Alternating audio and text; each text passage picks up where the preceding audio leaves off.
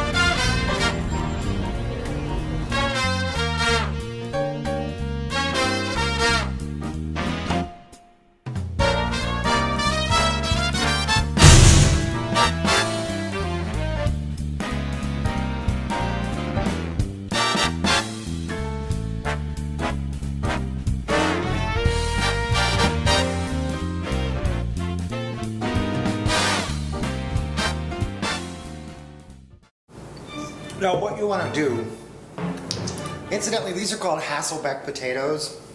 I call them Hasselhoff potatoes because they're ugly and they're big in Germany. But what you do is you take a potato and you slice between two cutting boards. You can put up two chopsticks, put the potato between it, and slice down in no more than 1/4 of an inch thick slices. That way you don't cut all the way through, and when you get done you have a potato that will fan out. When you're done doing that, you want to rinse the potato off. You don't want any extra starch. Now a lot of people will tell you to use Yukon Gold potatoes, and I'm just telling you right now, they're awful. They're mushy, they look like urine, and they're ugly, okay? This is a russet potato, a decent Idaho potato. It's firm, it's starchy, it holds its shape, doesn't turn into yellow snow. It's fine. So I don't recommend ever using a Yukon Gold potato. I have a pork chop here. I love pork. It's delicious. It's not expensive, and it's easily obtainable from the local butcher store. And that's where I got this today. I went down to my local market and got this nice pork chop. What we're gonna do is we're gonna bread it.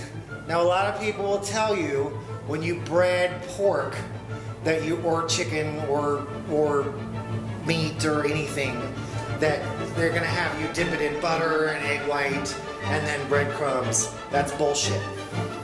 All it does is make a soggy breading that is not crisp, it is not delicious, it is not tasty, it is not worth your time. Take your breadcrumbs. I of course made some a couple weeks ago and kept them in a dry container on the counter. They're fine, they last forever. I have added to this some Italian seasoning, some salt, some pepper, some Parmesan cheese, all right? There might be a little bit of onion powder in there and potentially a tiny bit of chili powder, but I'm not gonna promise you that. So you put your breadcrumbs in a bowl, you take your dry pork chop, it's got a little bit of juice on it, that's fine, but you don't want to coat it in anything. No butter, no egg white, no nothing. Take that and we're gonna press it into, incidentally this is a bone-in pork chop. I find that to be much juicier.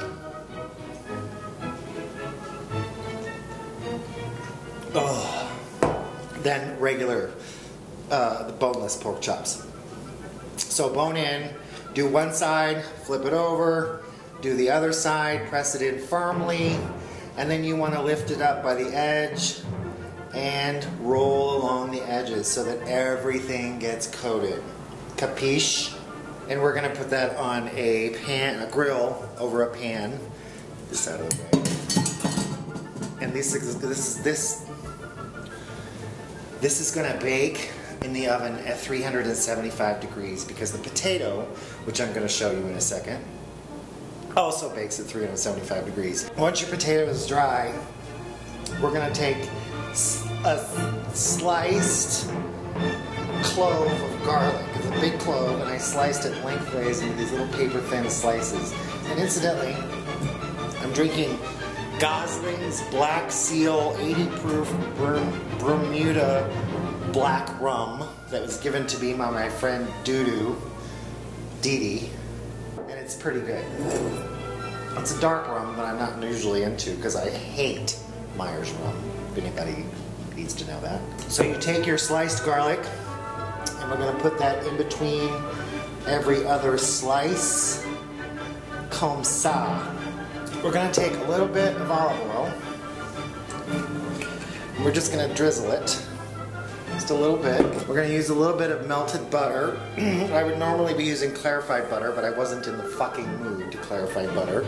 So we're going to drizzle butter. And then we're going to take a little bit of grated Parmesan cheese. Sprinkle that over the top. Just a little bit. You don't need a lot. And we're going to take a pinch of salt. This is kosher sea salt. Sprinkle that over. And a little bit of coarsely ground black pepper. And sprinkle that over the top. It's a beautiful thing. While pork and potato are baking, I'm gonna make a white wine reduction.